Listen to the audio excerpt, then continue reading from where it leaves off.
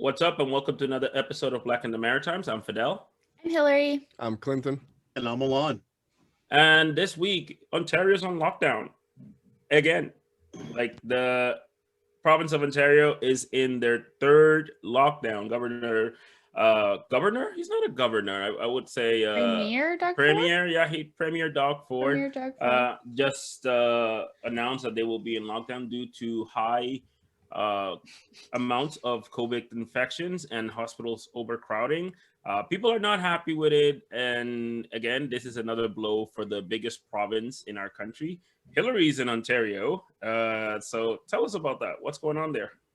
I mean, it just feels stupid because it's been like a lockdown after a stay-at-home order, after a state of emergency, after a shut-in, after a lockdown. I think that there's something crazy, like maybe Toronto's only had no lockdown for something like 20 days in the last year and a half that this has been going on, or something bananas. I personally, to my life, I'm noticing no difference in my day to day, but I know that it's extremely frustrating for small businesses here.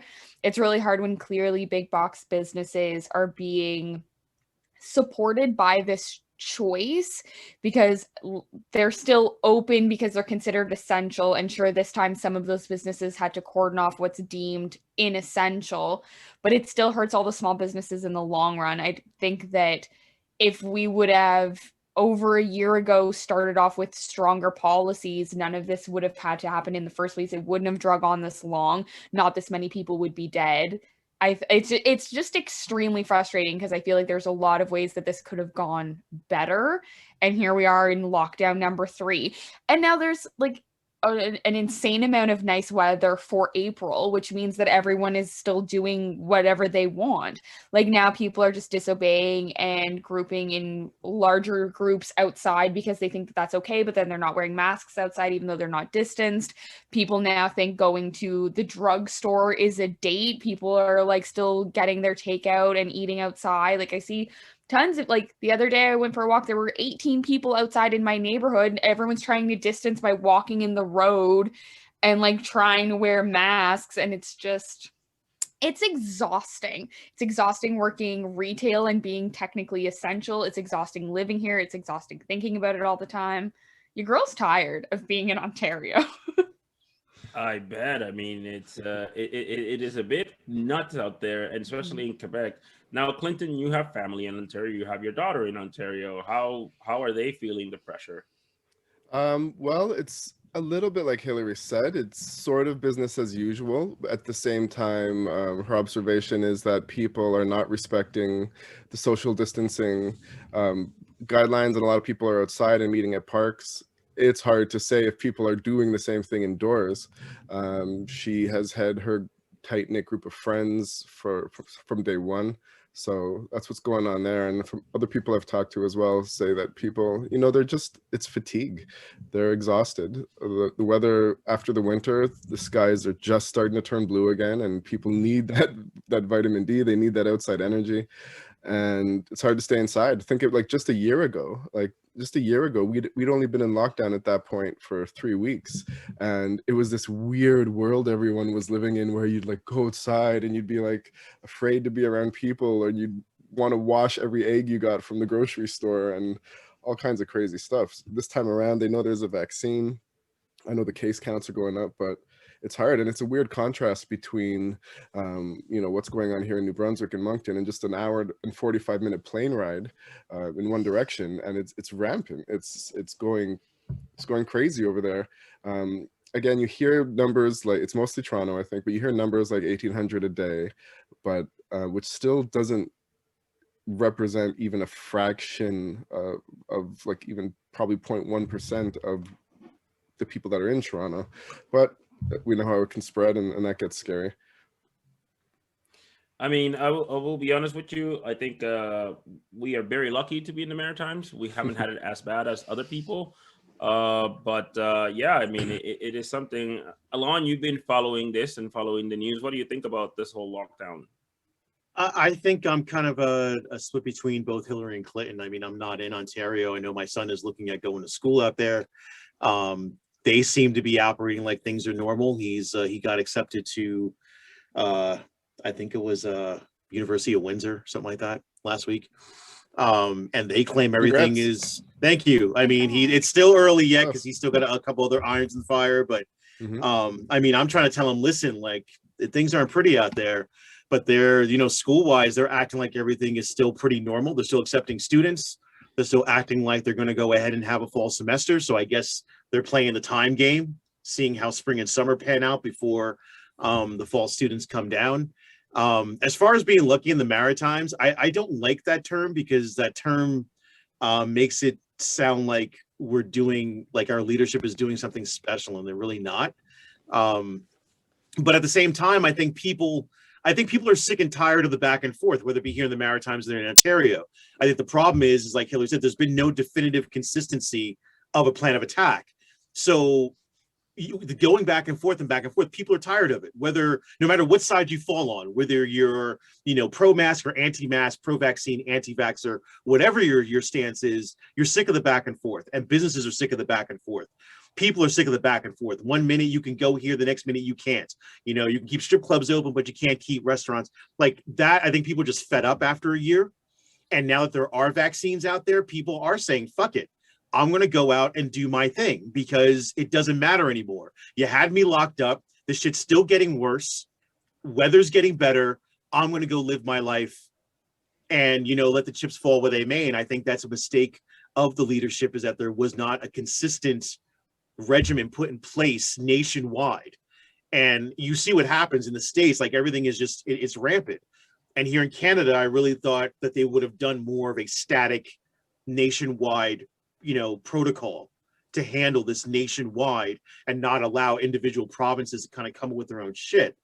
But this is what happens when you tug people back and forth, you know, you're going to run out of patience. You're going to run out of trust. And I think the problem is the public does not trust the leadership anymore. They don't even, their trust of medical professionals running thin because everyone keeps changing the story, right? Yeah, we know there's something out there that is contagious and can kill people, but be consistent. What is the plan? What are the safety measures? And the fact that, listen, they've pissed off the entire small business community nationwide. You know, the government has clearly shown that they have no love for entrepreneurship. They have no love for small business.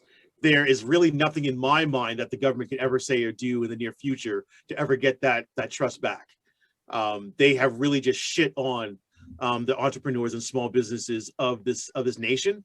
And, you know, in Ontario, I mean, fucking Smith Falls, they got that massive Amazon factory. I mean, this thing, honestly, I've driven by it several times on my trips out there, and I will tell you, it's like seeing the fucking Death Star.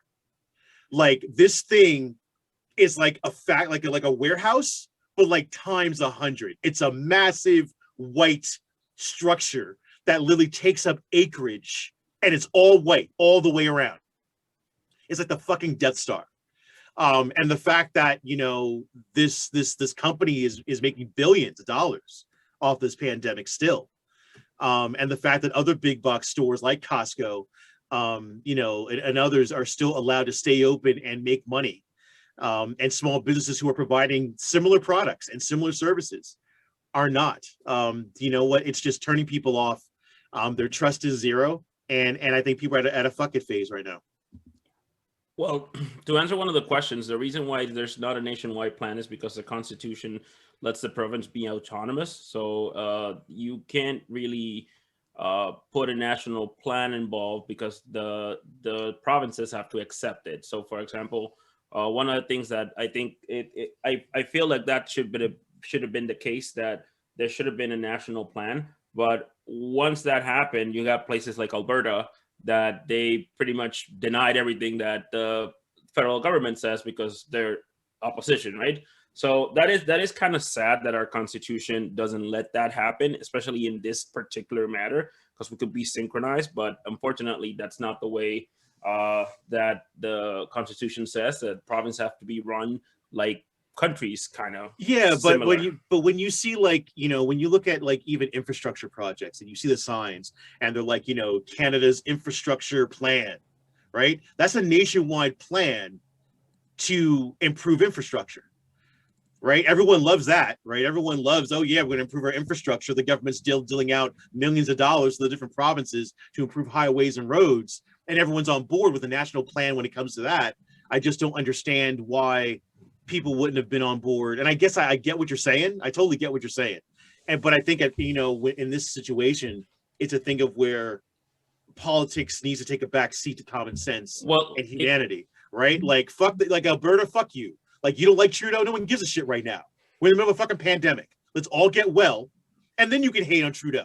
But you can't hate on Trudeau if you're dead, right? So you see what I'm getting at? Like, I just think that, yeah, I see what you're saying, Fidel, but I think the thing with, like, if people are on board for infrastructure, nationwide plans to improve infrastructure and things that are benefiting them and they're getting money and they're all happy about it, I would like to think that they would have been on board if there would have been a national plan to really curb this and get the country safe as a whole, like New Zealand has done, like other European countries have done, to get their shit under control. And now they're laughing right now. New Zealand's killing it right now.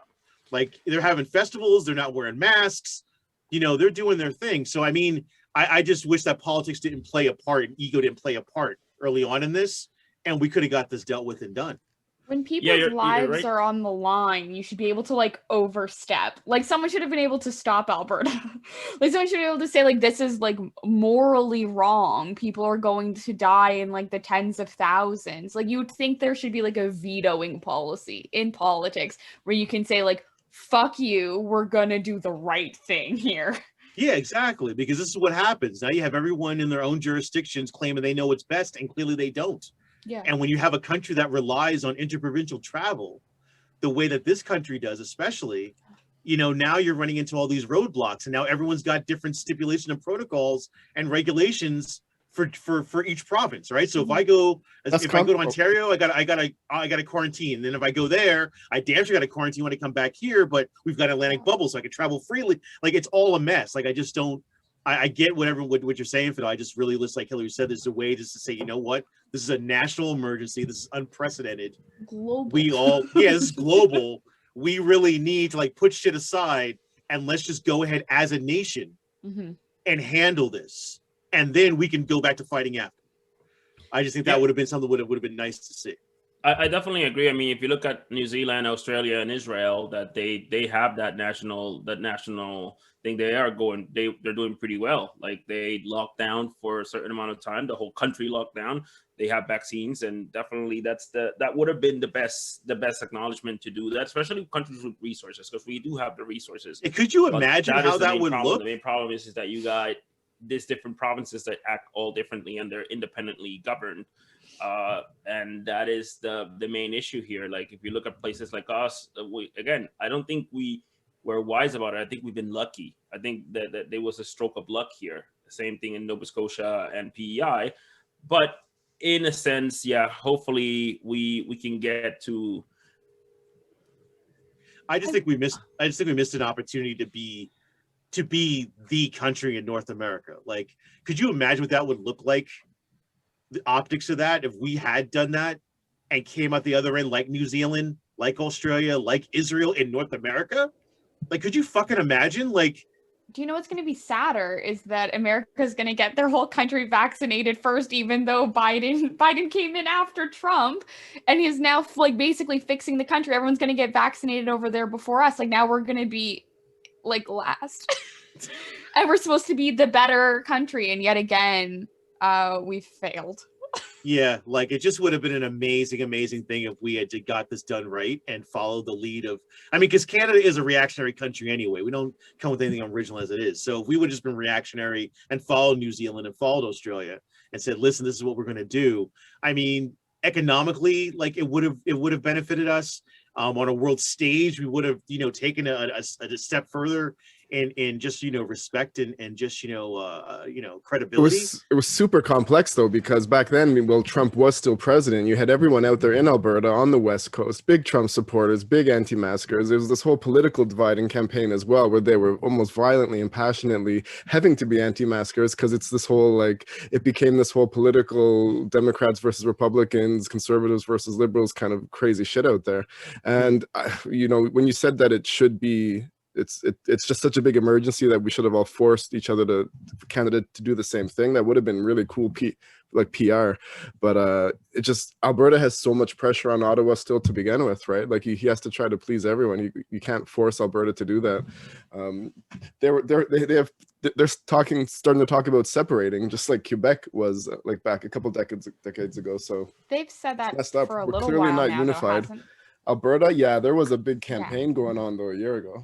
There's also, sorry, I was just going to say there was also apparently a big anti-mask rally yesterday in Vancouver that I saw on the internet. So like, I think that like in terms of the vetoing power that Canada could have had or should have had, it wouldn't have even been all of this mask stuff. Like if we would have done a longer, like 2 weeks to flatten the curve, if we would have gone stronger with that at the start, we might already be out of it now. Like all of these people so worried about the masks and the vaccines, we might not have even needed all of those precautionary measures if we would have been better from the start. Instead, it got to here where now like people have to be vaccinated. And the other thing I was thinking of is, I wonder if the Maritimes was better at it, not only because of like the numbers game, but because there's a bigger boomer population who are maybe taking it more seriously than the younger people in Ontario, or maybe more concerned for their health because they're more likely to die. We're all far away, and none of us live in very tall buildings that require lots of like interaction going by each other in elevators and stuff like that. I mean, that's really it. That is basically it. One of the reasons that we've been doing better is because we don't have that communal. Like for example, one of the you're actually distanced. Yeah, one of the problems that's happening in Ontario. Yeah. One of the problems that's happening in Ontario, that happens in Ontario and Quebec, is like, for example, the bus system. Our bus system is not that big. It's not. It sucks. It's non-existent. It doesn't have that many. But guess what? If around 300,000 people take the bus every day in Ontario, more than 300, or for 500,000 people take the bus every day. Subway, man, sardines, and even with COVID, I'm sure it's relatively. Yeah. Sorry, go on. Yeah. No, but that's just like what you're saying. To, like, my We're just talking about the bus. We're not even talking about the subway. Exactly. Like the bus it's around like 300 to 500,000 people taking a bus every day. So if you have one person that has COVID, that person can literally infect thousands of people. Yep. Yeah. In a bus. We don't have that. So that's the one of the things. And also because we have a lot of remote areas, people are very distant from each other. So definitely we've been, again, our the way that we are, and because we're not that many people here, we've been very, very lucky, except in Edmonton. That is crazy out there. They're on some nonsense. Seriously. It is crazy out there, but I mean, we definitely been way luckier because of certain things. But I mean, hopefully in Ontario, I think the problem's going to be in the summer. I don't think people are going to stay inside in the summer. That's not going to happen. So I also want to clarify one thing, because when Alon was talking about school, like elementary and middle and high school is still like open.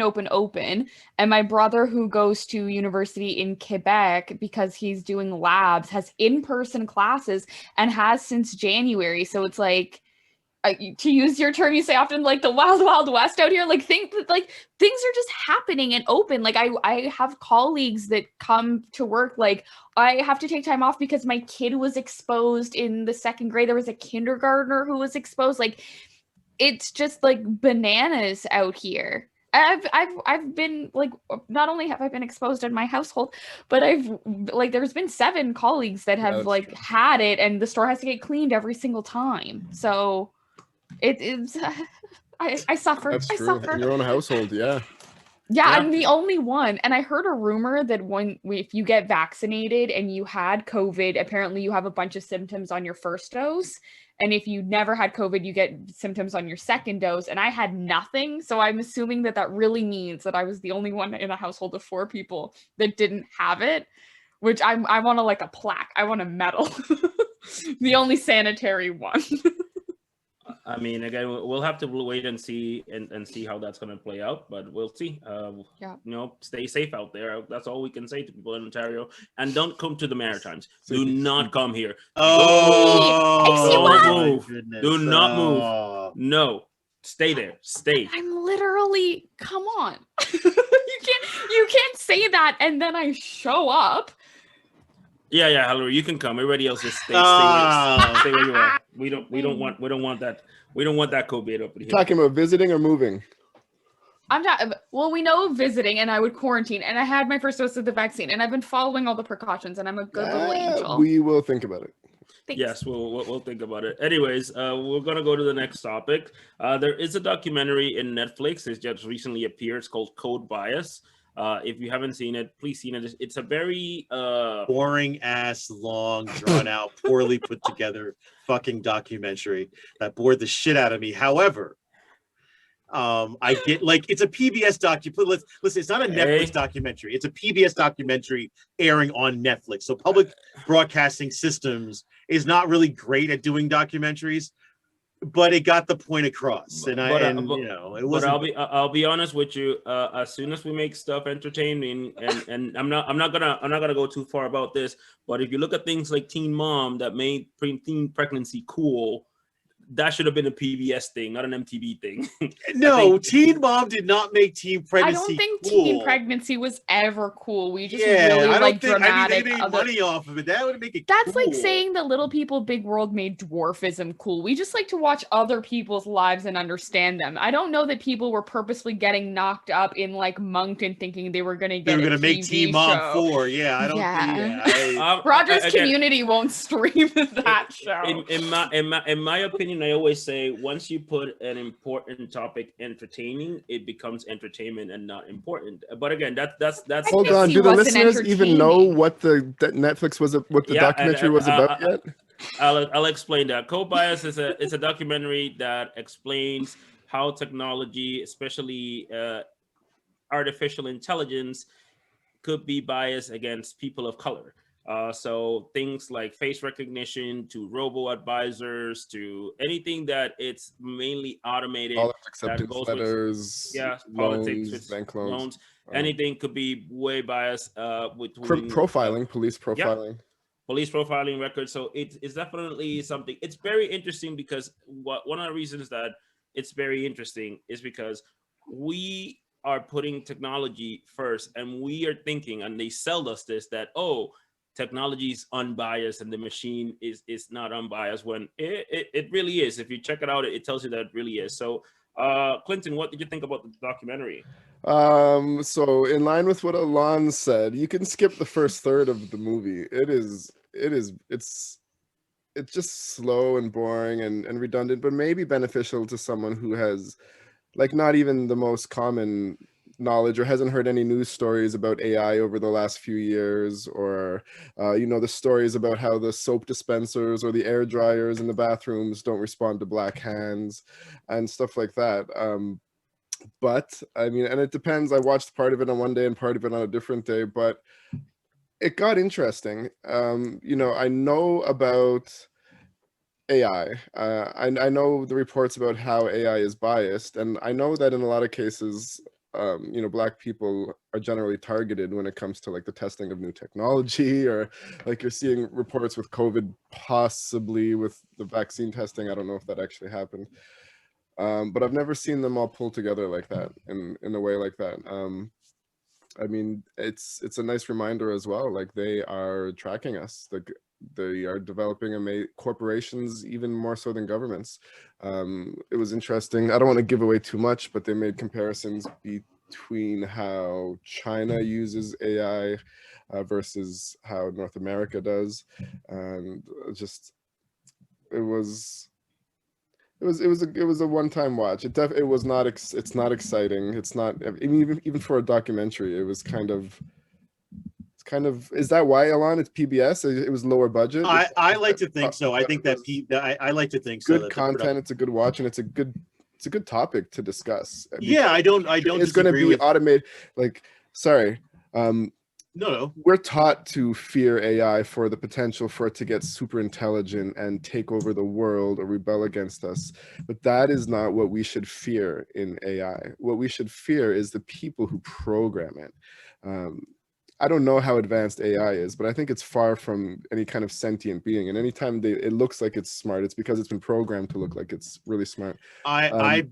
Last thing, I think we need to fear the people who are programming it, because that will determine. Computers already decide what you see on your social media feed. It's all responding to who they think you are. So that's what we have to be afraid of.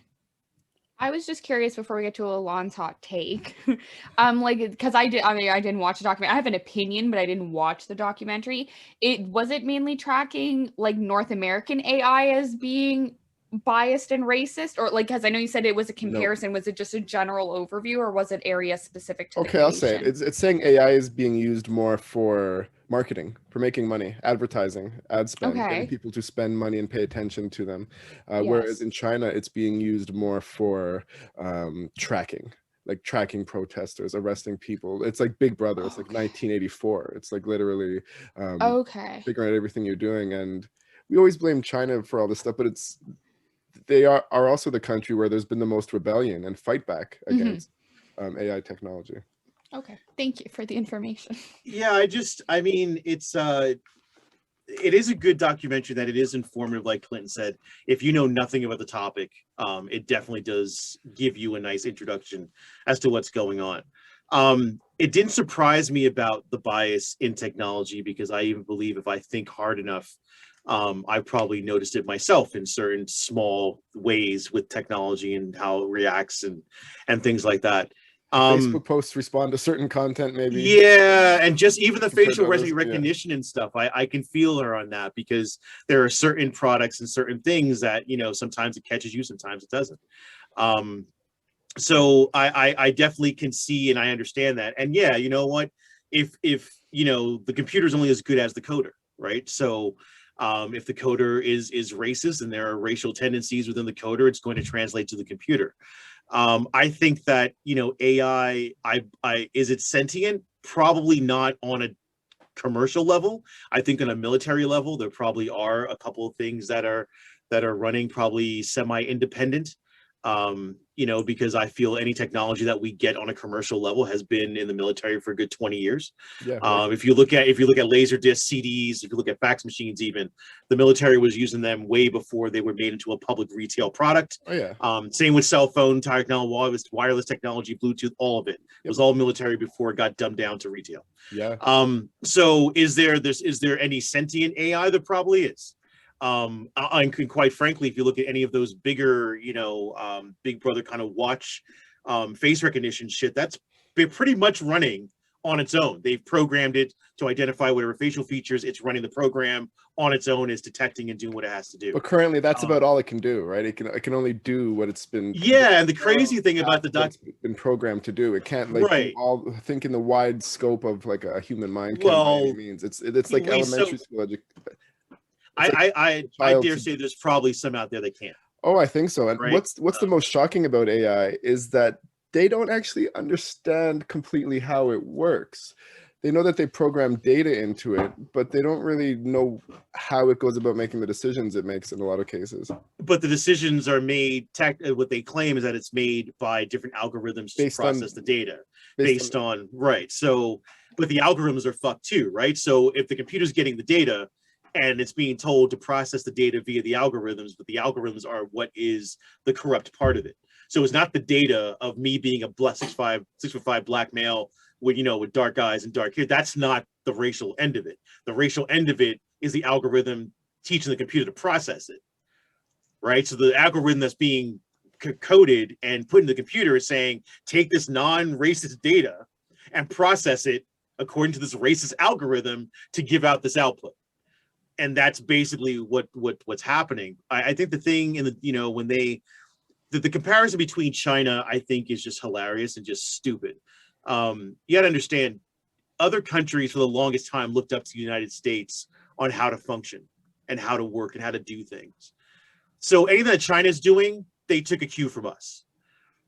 They just took the ball and maybe ran with it a little bit further, but it wasn't like, you know, people, I think that, you know, that unfortunately white, you know, systemically racist North America and Americans particularly always love to find that evil nemesis to kind of throw shade and to put a smokescreen and a diversion onto what's happening here. Oh, well, it's not as bad as China. It's not as, listen, China's got their own shit. Don't worry about China, right? Like we're being spied on and watched constantly, just like China. We just choose here to put in a prettier package and to, you know, cover it better. So yeah, China is like, you know what? Yeah, we're watching your ass. You better not do this. And we're saying, oh no, here's this happy cell phone. It's the new iPhone with 5 fucking cameras on it. Here, you need this at $0, right? So we're just more underhanded in how we do it. I mean, it's a good documentary, and I think it touched on a lot of points. It didn't surprise me or shock me. I think it's funny how sci-fi, you know, interprets artificial intelligence as composed to reality. And I think that's a purposeful, you know, kind of attack too. Like, you know, AI is presented as, you know, the great, you know, be all that turns against, you know, white men and everyone alike. When that's not really the case. It's you know, it's more of a minority and gender based kind of thing that's being programmed into it. So you know, if the robots turn against white dudes, do I really feel bad for the white dudes that it turns against? Not really, right? So I think that the science fiction end is cute and great. But again, when you look at they say in the documentary about Amazon, you know, trying to push its facial recognition software on police departments, that was just blatantly fucking racist. You know, things like, I think that for me was extremely disturbing about the fact that you have Jeff Bezos sticking his hand into different areas that he really is not, you know, qualified to dip his hands in. And yet still, because he has money and resources, he's able to produce a product, put a brand on it that people trust, and then go ahead and sell it. And people are going ahead and saying, well, I buy my fucking popcorn off Amazon. This facial recognition software must be just as good. And that for me is insanity. Like, they're not holding his technology to a higher standard simply because they equate the Amazon name with something that is not, you know, hurtful and spiteful and racist, when they really should be looking at it for what it is. And the fact that his software was egregiously racist and gender biased in every test that was run. And they, so much so that law enforcement, you know, because of pressure from other groups, you know, they withdrew their offer to buy it. I think that's the scarier thing, is when you have these corporations like Facebook, like Google, like Amazon, who are dipping their fingers in these pools of creating AI software for other municipal governments and offices to use that are not tested, that are biased completely. I think that's where I'm bothered by it more so than anything else. I think it's just a continuation of racism. I think what people don't understand is that racism is not people; it's a system. It's just a system, just like a computer algorithm. Like, it's just a continuation of it. When people think about racism, they think of like, oh, I'm not racist. I'm like, no, we're not saying that you're racist. We're saying that the system is the system that you go. And when you go to computers, it's just a continuation. It's like, okay, now we got lost. Now we're going to get algorithms and things like that. And we're going to say, oh, it's the algorithm, or oh, is the way that it was built. And that definitely brings a light of what people don't understand what racism is. Racism is not, it's the people that put it into, that create it, but not only people do it, but it creates a system. And once you create a system, it's hard for you to undo the system, because you can't break it up and start from the beginning. You have to kind of put patches in the system and put things. And that's what we've been doing with laws and things. And that's what people of color have been struggling for all these years. So I think it's a very interesting documentary, because the fact is that you see the different class of racism that you can get. It's just not laws. It's products and it's stuff. And also, it tells the people that, you know, when people say Bill Gates is trying to put microchips to track us, I'm like, dude, that ship has already sailed. You're being tracked right now. And Bill Gates would have said, damn, I should have been the one doing that, but I'm too late. Mark Zuckerberg's already doing that. The people who are worried about tracking, we have social insurance numbers and driver's licenses. Like, everyone, like, you've got a record at a drugstore. Like, all these, like, the legitimate people in my Snapchat, when I said I got vaccinated, being like, tell me how the 5G chip is, tell me what it's like when you turn into a zombie. Yo, I was driving home thinking about this the other night, and I got so mad for a second, which I don't usually do. But I was thinking, like, you think they're tracking you by putting a liquid-based... They're tracking me here! That's the obvious part, but they're putting it, like, you think they're putting a needle into you to track you. You don't think there's a little robot in your Big Mac then? You don't think the Big Mac you eat every day, bro? Like, you don't think that the beer that you have, or you go out on the weekend with your buddies and snort cocaine, you don't think they put little robots in there? He's not wrong. Like, He's they not can do wrong. it. Like, why couldn't they? Because it's not the stomach acid's going to digest. No, you eat it, it goes in your stomach, it attaches. I'll be They can send a real. robot to Mars to land on Mars and crawl around. So they can if they can put a little liquid robot in your vaccine, they can put it in your Big Mac. Liquid robot. And you eat I it, think that, and then it just attaches to your body, and it's done. You're tracked. You're tracked anyways. But I will say, bananas, your organic banana. Look, it could be in there. just to let people know. On your vaccine. Like, why would it That be would be organic, Clinton. But I will let You people don't know. know. They could put it anywhere they want. If they are doing it, if they want to do it, they're already doing it, and it's done. Well, It of doesn't matter course. how you receive it, it's in you. It's I think I will say this to people. I will say this to people. Sorry. If you're listening to this podcast, you're being tracked. If you're bitching on Facebook, you're being tracked. If you're Googling, you're being tracked. If you are If you're bitching, breathing, you're being tracked. yeah. Yeah, And I think being tracked. You're issued a birth You have certificate an issue fresh with the out the vaccine. womb. Vaccine might grow you a third ear. That could happen. But if you're worried about a little liquid microchip robot that's going to track you everywhere, you are. If you think they're doing that, it's already been done. yeah, I think that, from this documentary, I think people need to understand, like Fidel was saying, racism is not a person, place, or thing. It's an ideal. It's a mindset. And anyone who's always been like, oh, I don't get like systemic racism, I don't understand. I think this documentary is perfect for that person because, like Fidel said, listen, totally. if it shows you that racism is not a person, physical person, place, or thing, that it literally is an ideal. And if that ideal is taken and translated into an algorithm or a program or an equation for a machine to process, then clearly that is what racism is. That's and I think called technological racism for beginners or something. Yeah, I agree. If anyone needs any idea to figure out what racism is and what systemic racism looks like, this is a documentary for you. Absolutely. I mean, if anyone's like, one of my favorite things that I learned in my English degree that has nothing to do specifically with racism was just the idea that in every single thing there is a narrator and you do not know what those person's intentions are, like in every single book you read.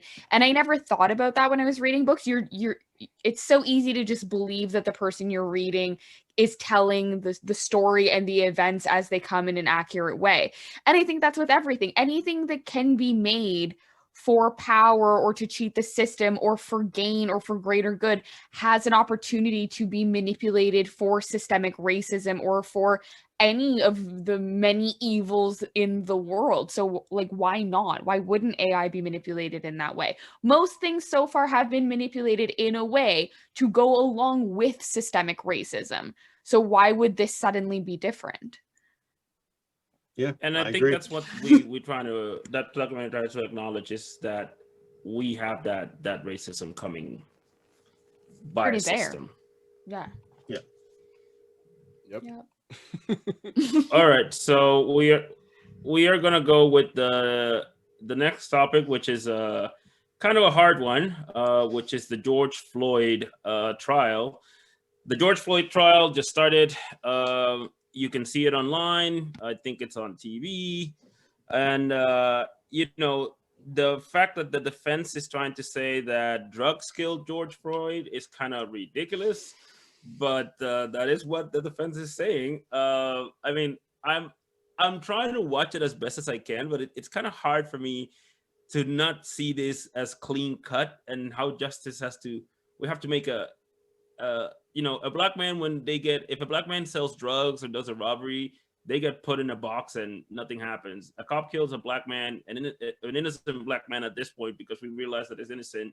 He gets a big ass trial, and they're trying to we're trying to choose sides, when it's like, wait a minute, what the fuck? What side is it? He killed him, and we all saw it. So I don't know. Have you guys seen it? Alon, you probably have a hot take on this. What's your take on it? I've seen the updates that I believe that we've been posting on IG, day 1, day 2, day 3, whatever. Yeah, I agree with you, Fidel. This is really not. This isn't a case. This is an open and shut issue. For like you said, for anybody else, any other person of color, any minority, and even for women, because again, white women think they're fucking impervious to this shit. You know, if there was a video of someone killing someone with people standing around saying, "Hey, what the fuck are you doing? Stop, please stop." There wouldn't be a trial right now. That the sentence would have been carried out, it would have been done already. The fact that the defense is trying to make excuses for this is just laughable, but it definitely shows how white privilege is being enacted in this trial. That we are trying to once again humanize a white male who decided to kill somebody.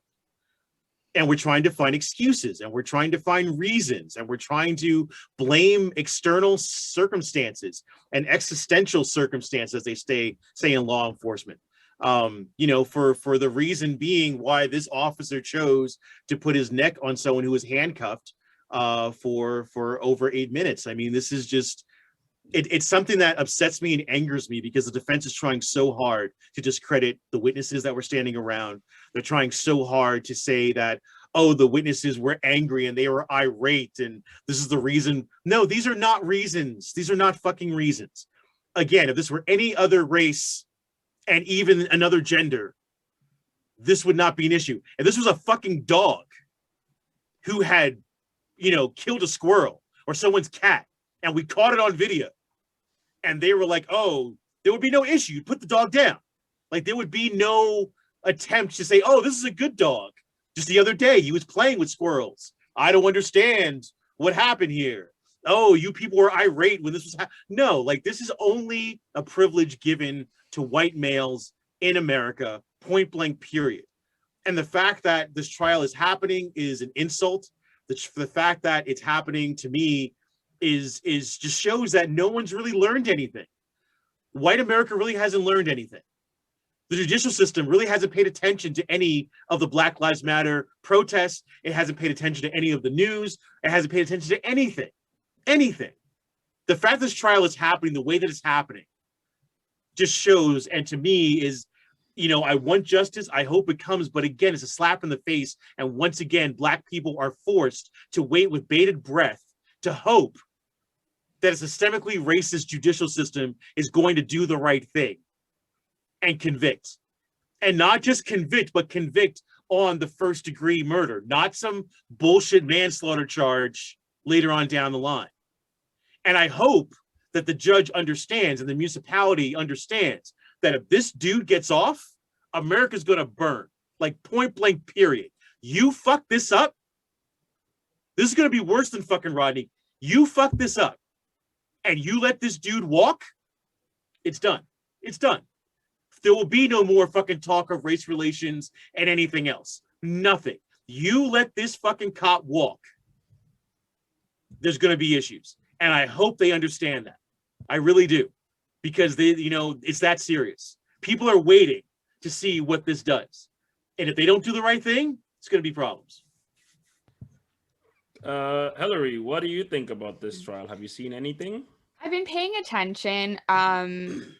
Like, to Alon's point about it being an open shut case, I think it was either the medical examiner or the coroner was like, no, I ruled it a homicide. I stand by that. Like, they asked him on trial what he had deemed it at the time. He's like, I deemed it a homicide. There was no reason for this to happen. They had one of the EMTs who was off duty who showed up, who even said that by the time the ambulance came, it was like an unreasonable amount of time for them to show up. So she was led to believe that they weren't even called on time, that she could see that like fluid had like come out of his body, which led her to believe that he was already dead and had probably released his bladder, and that the ambulance hadn't been called. Like, every single person on trial has been so visibly upset and so like 100% for this. Like, why are we even here discussing this? This man was killed in front of, at this point, America and the globe. Why is this a discussion? And that seems to be everybody's like energy going into this, is that like it's so difficult to talk about because why are we talking about this? Like, this shouldn't be a discussion. There shouldn't be a trial. This should be open shut. So every person seems to be like really evoking that when they get on trial and airing how like not only how frustrated they were while it was happening, but frustrated that they have to say again that like, yeah, it was a homicide almost a year ago when it happened, and it's still a homicide today, but cool, I'll repeat it again. So it's just like, and my heart literally breaks every update and video I watch, like especially watching that the EMT on stand, because like she's just a white woman who was trying to do her job, and she's like crying on stand because like she was made to feel that she should not be there, that she should not be helping, that she should not be doing anything to save this person's life, which she like has chosen a career to do that, and yet feels that like she can because of this asshole literally killing a man with his knee and then claiming that that's protocol. It's like gut-wrenching to watch. Fidel, are you still there? Fidel may have frozen up. We'll see if he comes back in a minute, hopefully. Well, Clinton, your opinion. Yeah, you're up next. Well, I'm gonna go next. Yeah, Hillary, you first of all, you kind of nailed it with the looks on everyone's faces that are testifying. Like, not only are they shocked and appalled at having to recall the situation, they're like, "Why are we here? Like, why are we here? Like, we all know what happened. This is ridiculous. Like, this is a waste of my time." And Fidel, you nailed it too. Like, you all did, but you struck a nerve when you said that you weren't really following it. I felt a little release because I've been feeling a guilt. I've been feeling this guilt, and even Alon, it seemed like you said you weren't following it as much.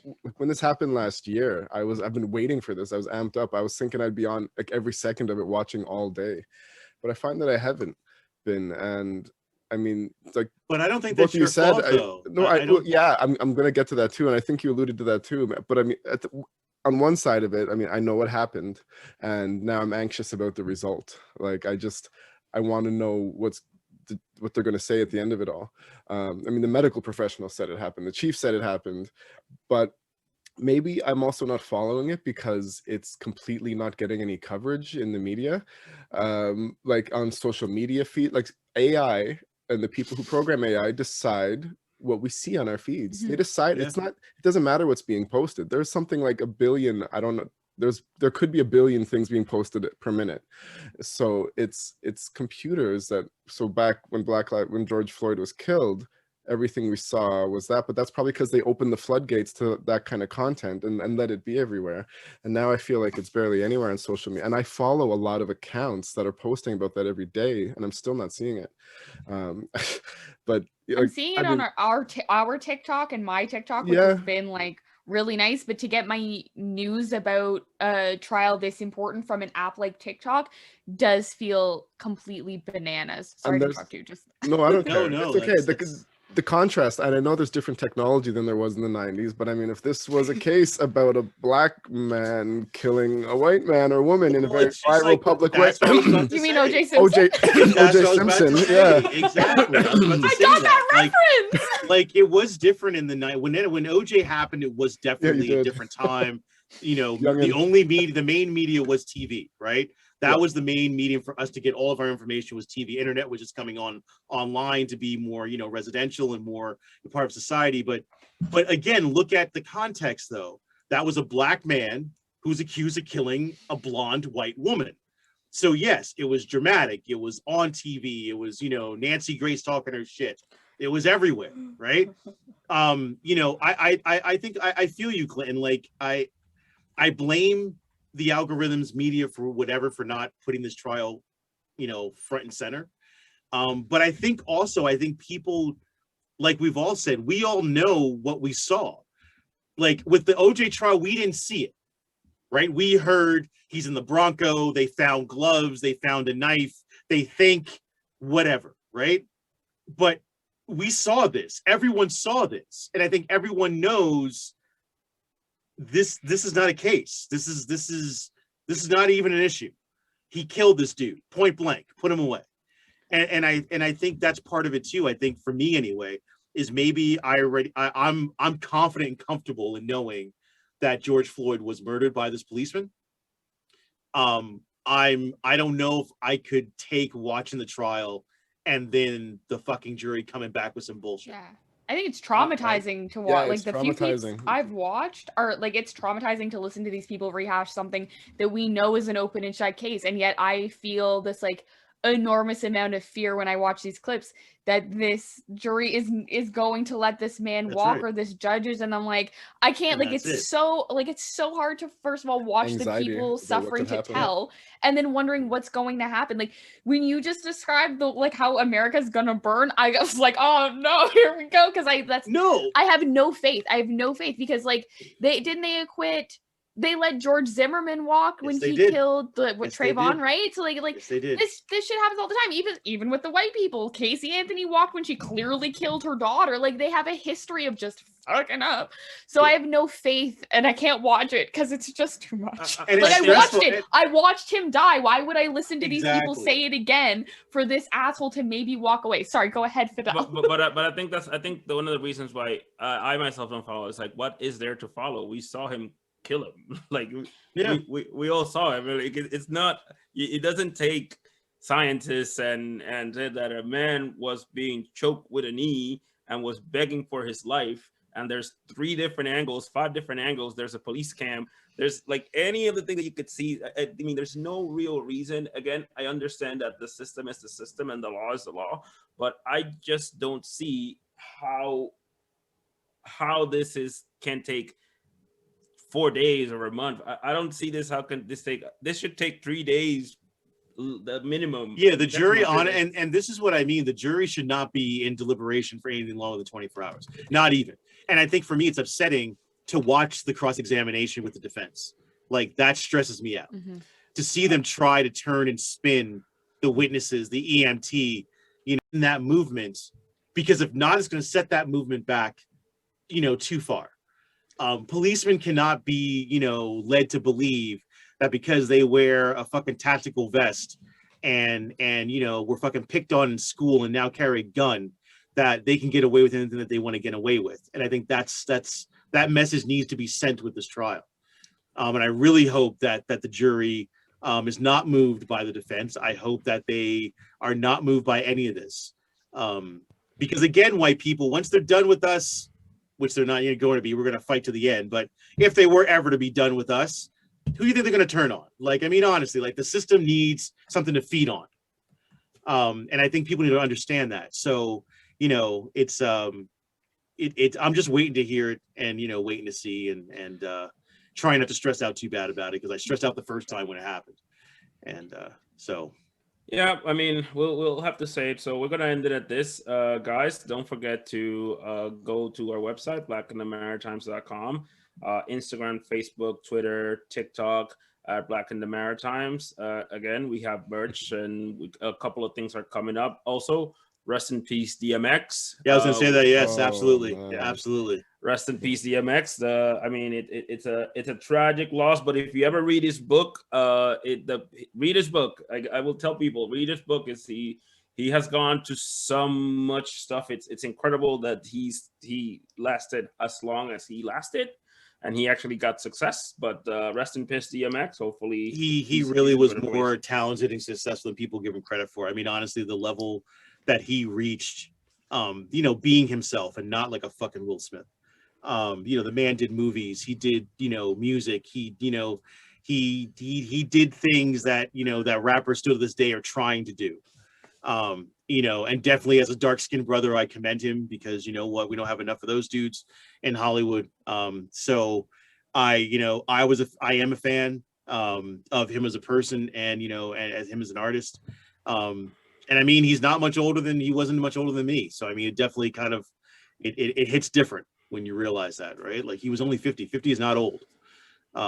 So I mean, yeah, it was definitely a loss for music and for the world. And I made a post on my Instagram because I was really upset that you had it's that fucking divide in music, right? Just briefly, like he dies and you have like rock artists not saying shit. I know a few did, but the majority of them didn't. And I was like, really? Like you're that caught up in your fucking, white as rock and black as urban that you can't admit that this man was an artist and a talented artist at that?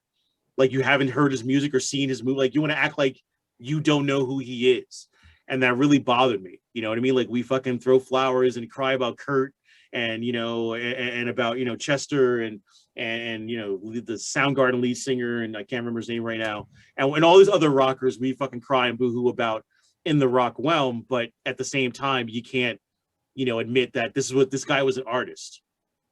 You know, I think that an influential artist, and so I was really upset about that, and I made a little post about it. But you know, it's something that, you know, he crossed over genres. He did the Hollywood thing. You know, he was a talented guy, and it's definitely a loss for music as a whole, in my opinion. I think definitely that should be an on second thought. I mean, I don't know what any artist said, but I think I mean, people that did get him, like Swiss Beats and his crew of Rough Riders, they definitely pay tribute to him. So again, rest in peace, DMX. Hopefully we'll remember him some type of way. So again, guys, thank you for listening. Yeah, you guys got anything else to say? I'm good. Check out my band Echo 7 on Instagram and on Facebook. We have some pretty cool things in the works, which is the reason why we haven't been posting as much on social media. But by the end of the month, we should know what's going on. But check out our current music on Bandcamp, and we have merch on Teespring. If you're interested, Clint has nothing to say, but you know what? If you're in the Dieppe area and you need any sort of cosmetology services or products, you should check out Le Salon Dieppe. Nice store, very neat, clean, professional, safe, great prices, great staff. Check them out if you're in the area. Sounds like I'm laughing because I was about to also shout out Le Salon Dieppe because they've been posting some fire stuff on their Instagram with a great hair model. I believe his name is Clinton, showing his good hair day the other day this week when you posted your hair and you were like, this is a good hair day at Le Salon Dieppe. So I was gonna shout them out. They have fire content. Also me, Crop Air, and all social media. And since this is coming out Wednesday, on Saturday, the website secondglances.ca will be live. It is a mental health photo project about how we all lie on social media and cover up what's really going on in our lives. It's a social commentary on me lying through my addiction for 4 years and posting while intoxicated, but pretending I was fine. I have men contributing who have gone through mental health issues, people contributing who have used alcoholism to cope through their ADHD. And this is just supposed to start a conversation about how we can check up on our friends, be more honest with what's going on in our lives, notice other people's risky behavior. So please check it out on Saturday and follow the Instagram second.glances. Thanks for plugging my business, guys. Much appreciated. Friends help friends. It is like, all right, let the work for it. All right, guys. Sit back and relax. Peace out. Peace. Bye. Later.